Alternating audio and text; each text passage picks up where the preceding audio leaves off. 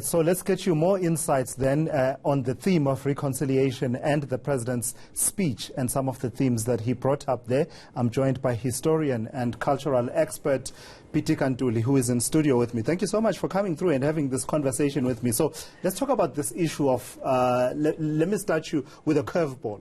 The President announcing a remission of sentences for certain categories of offenders. We are yet to find out the details, but he is saying that it won't include people convicted of murder, rape, and violent crimes and the likes. How does that sit, with our ethos of reconciliation as a people, but also all these concepts of justice needs to be done, where there's been an offense that has been committed, but you juxtapose that with proportionality, the public interest. Where do you locate that kind of announcement that the President has made? I think it is the presidents everywhere in the world who have got a priority to grant amnesty to people that have been arrested. But the issue that you had raised, and they are always saying that the Minister Lamola will expatiate on it. What I'm more concerned about is that are those students who have been arrested for fees must fall, are they going to be part of those people to be pardoned? And if I remember very well, there are applicators that had been arrested that are still in jail today, despite Truth and Reconciliation, which really worries me in a great deal, because anything that is fundamentally African and fundamentally black is always been pushed aside. I'll just give you an example. Robert Mangaliso Sobukwe had to be locked up there all by himself on his own. The treason trial of the Africanists of Zeph Mtuping had to be carried out in Bethel, in a town where nobody knew anything about it. I can go on a number of other issues that to talk reconciliation of the past assumes that the past is gone. But I don't believe that the past is exactly gone. I'll give one example. Come September, we're celebrating Heritage Day. Everywhere in the country, in the remotest areas and everywhere, did you see white people there? Only white people are going to find are going to be cameramen or white people doing anything.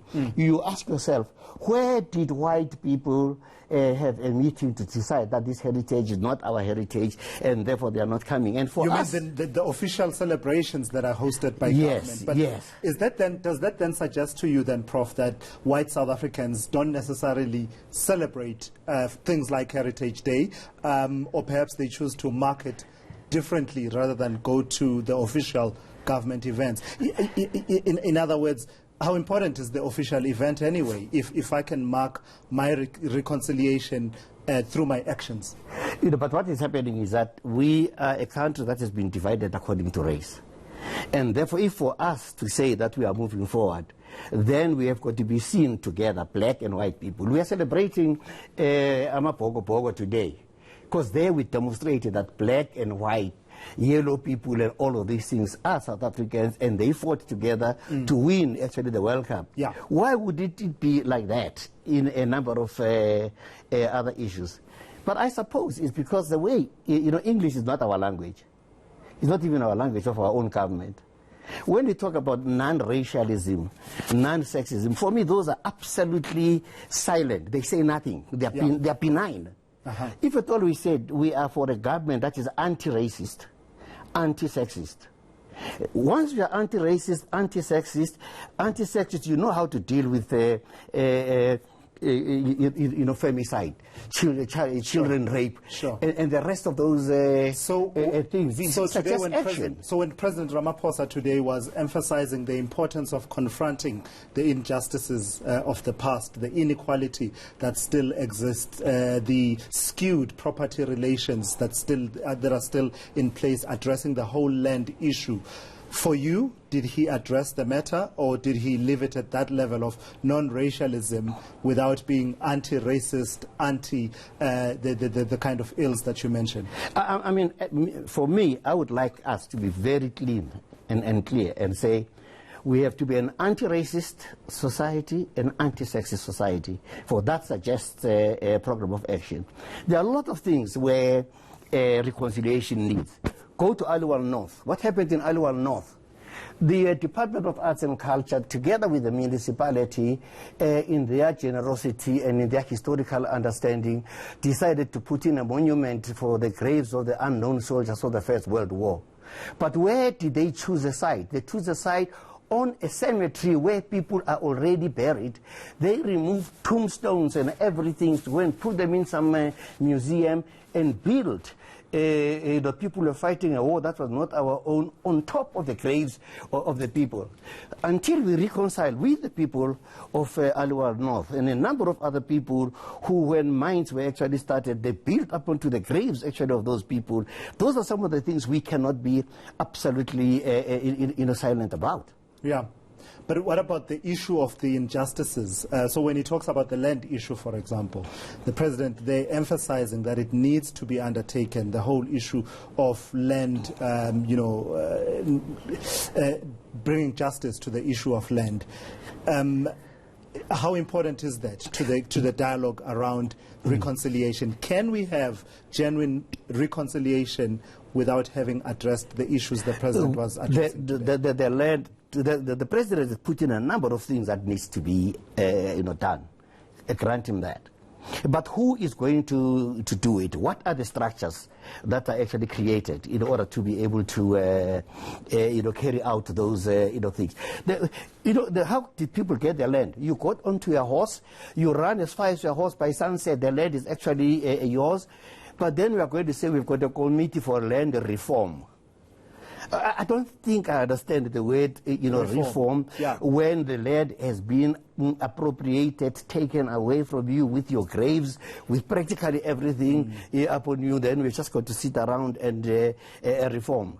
We should be saying expropriation of land. That's what we should actually be talking about. It's absolutely insane. When you drive, you visit some of our farmer friends. You walk the whole day up onto the land, and then you go into the township. You see so many informal settlements, little, tight corners. What the president has is, therefore, the president has got to find mechanisms of what needs to be done, who's going to do what ministry is going to do what. Let there be a clear program of action. Let me take you back to, as a last point, Prof, to the discussion we started with around the issue of remission of sentences vis-a-vis the whole conversation around reconciliation. When you spoke to me a few minutes ago, you mentioned the issue of applicators who are still in prison, many of whom were sentenced to life, etc.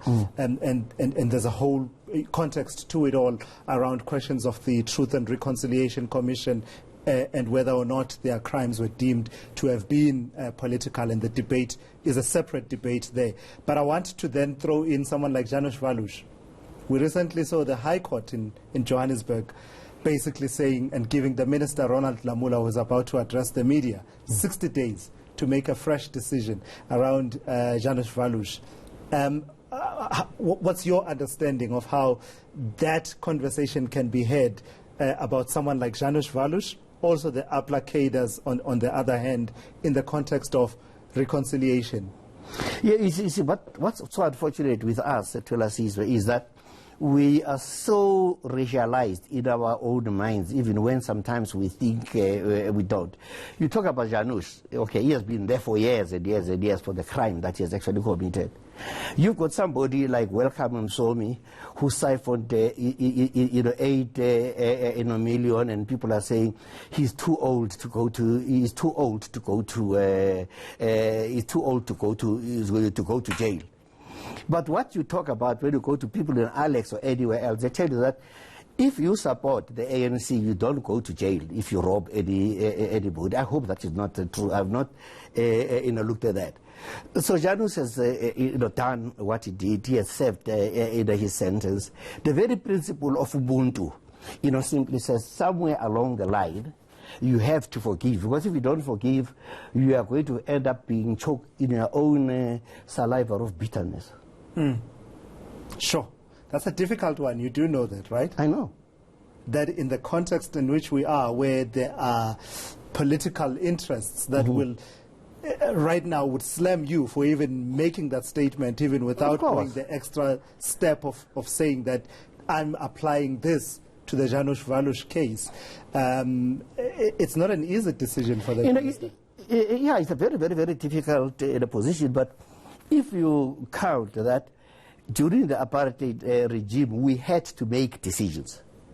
I had to make decisions when I was 17 and a half. When I was 19, I was already in exile, being detained and being all of these kind of things, facing the whole military-industrial thing. How could I be when next year I'm going to be 80 and feel that I'm going to cultivate careful silences and not to say exactly what I feel? Sure. What have I been fighting for all of the 33 years, except my right to be able who I am, to practice what I actually believe in, to practice my art, to practice my poetry, to practice my anything in a very free country. So lastly then, categorically, in your mind you are clear that Janusz Valush has served his time, and the ethos of Ubuntu would dictate that he has served his time and should be released, no matter the considerations and concerns about whether or not he's been upfront about everything that he knows, whether or not he has told the truth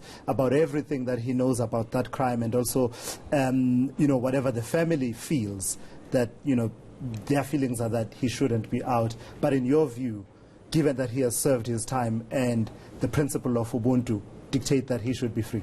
For me, you would rather hate me. I would rather go against you than to go against the principle of Ubuntu.